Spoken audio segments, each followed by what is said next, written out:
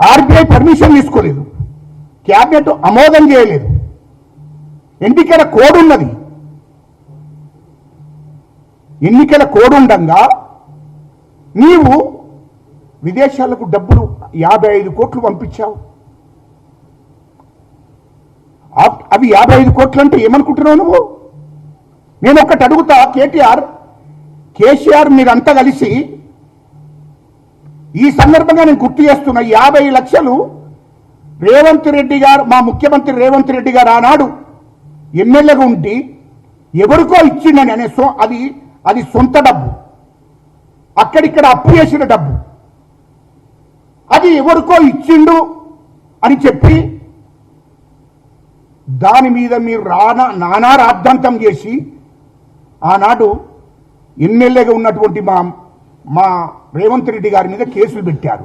50 లక్షలే, అది ప్రభుత్వ సొమ్ము కాదు, అది ప్రజల సొమ్ము కాదు, సొంత డబ్బు. దాన్ని సీసీ కెమెరాలు పెట్టి మీడియా ముందర షో చేసి రాద్ధాంతం చేసింది. మరి దాన్ని ఏమంటావు నువ్వు? దాన్ని ఏమంటావు అంటున్నా. కేసీఆర్ అనేటోడు కాంగ్రెస్ ఎమ్మెల్యేలను కొనడానికి, టీడీపీ ఎమ్మెల్యేలను కొనడానికి ఒక్కొక్కరికి 5 కోట్లు 10 కోట్లు 20 కోట్లు ఇచ్చి కొనుగోలు చేసి మీకు అనేక పనులు చేస్తారని కొనుగోలు వాళ్ళను తెప్పించుకొని భ్రమలు పెట్టి వాళ్ళ కోట్లాది రూపాయలు ఇచ్చుకున్నారు ఆనాడు 2014లో 2018లో. ఇది మర్చిపోయిరా మీరు? 50 లక్షల కోసం నానా రాద్ధాంతం చేశారు ఆనాడు మీరు. అది సొంత డబ్బు, అప్పులు తీసుకొచ్చుకొని ఇచ్చినటువంటి డబ్బు.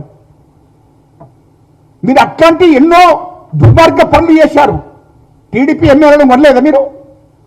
టీడీపీ ఎమ్మెల్యేలను భ్రమణ పెట్టలేదా? టీడీపీ ఎమ్మెల్యేలను బెదిరియలేదా? 2014లో మీరు 15 మంది ఎమ్మెల్యేలను బెదిరియలేదా అని అడుగుతున్నా నేను.